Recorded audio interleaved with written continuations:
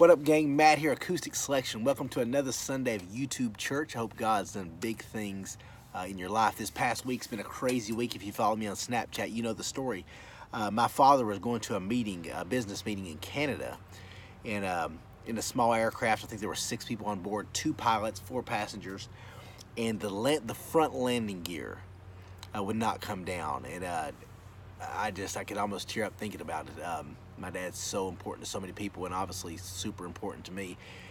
They did 5 different options for emergency landings, all this stuff. The landing gear never came down, and they end up just taking the back wheel, touching down, and then just scraping all the way down the runway. At fire trucks and police cars and ambulances, everything there ready, and God just, His mercy just reigned over them. So I'm thanking the Lord this Sunday, just for His mercy and love He's shown over my father and my family this week. So with that being said, one of the questions I get asked most is, Matt, what can I do to strengthen my faith?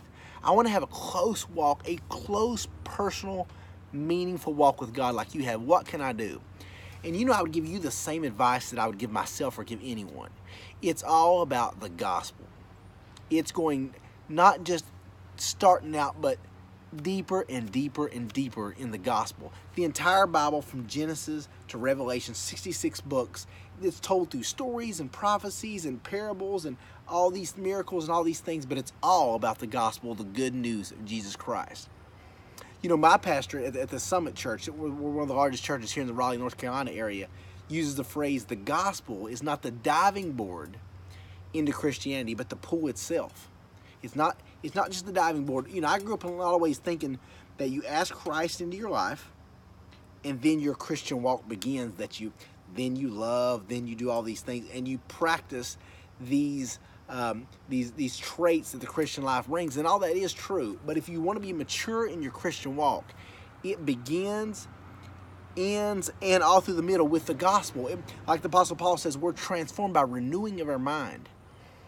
In Ephesians, the author says, Paul says, it is a gift of God, not of our own works, so that we can't even boast. And when you remind yourself every day of this gift that God has given you, for God so loved the world, He gave His only begotten Son.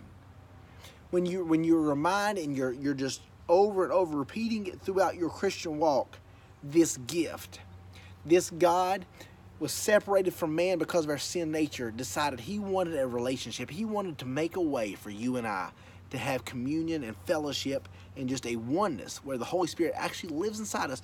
When you understand that through the gospel of Jesus Christ, it gives you life and gives you a sense of purpose and direction and a reason to live that this world just can't understand. So how do you today become a mature Christian? You think about the gospel, you pray on and are thankful and just constantly renew in your mind this great gift that Jesus Christ has given you. How do you grow as a Christian? What makes you serve? Realize how God served you by sending Jesus.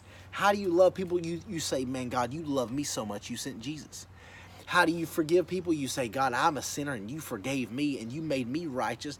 My righteousness was as filthy rags, but because of the blood of the Lamb, now I'm seen right in yours so I can forgive others. You see, every single thing, rich, poor, young, old, black, white, no matter what situation, it's all about the gospel of Jesus Christ. And when you see the Bible is a book about Jesus, even it's the Old Testament's telling what's to come, then you have the life of Jesus, then you're looking back where the church started reflecting, it's all about Jesus Christ. If you and I want to become more and more mature, advance our Christian walk, it's about understanding the gospel to our very DNA. Everything we think, the way we spend our money, the way we form our relationships, the way we plan our careers, the way we use our time, our attention, all these things. It is filtering that through Jesus Christ. God is our creator, guys. When you look at it that way and realize everything was designed by Him, for Him, it puts everything in perspective. It teaches you how to think. One of the verses my father often quotes me too is commit your works unto the Lord, and your thoughts will be established. If you're like me, a lot of times I think, you know what?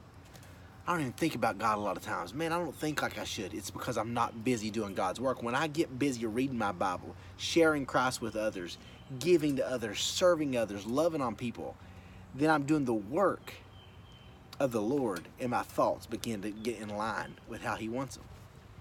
So let me challenge you today. Think about the gospel. Think about the good news, the blood that was shed on the cross by Jesus Christ for you, for me. Think about it over and over. Wake up and think about it. Think about it before you eat your meals, your breakfast, your lunch, your dinner. Think about it before you go to bed. Think about it while you're at your job. Think about it while you're at the weight room. Think about it while you're at a sporting event. Everything. It is not the diving board in Christianity. It is the pool itself. Let that challenge you, and thank Jesus Christ every single breath you take for that great gift he did for you and I. That one day, not only do we have life here on earth, but to live as Christ, to die as gain, like the Apostle Paul says. One day, things are only going to get way better no matter what you're going through. That'll preach, guys. That's how you get spiritually mature. You think about Jesus Christ and give all the glory to him. That's your YouTube church. Thank you so much for tuning in. Hope you have a great week, and God bless you.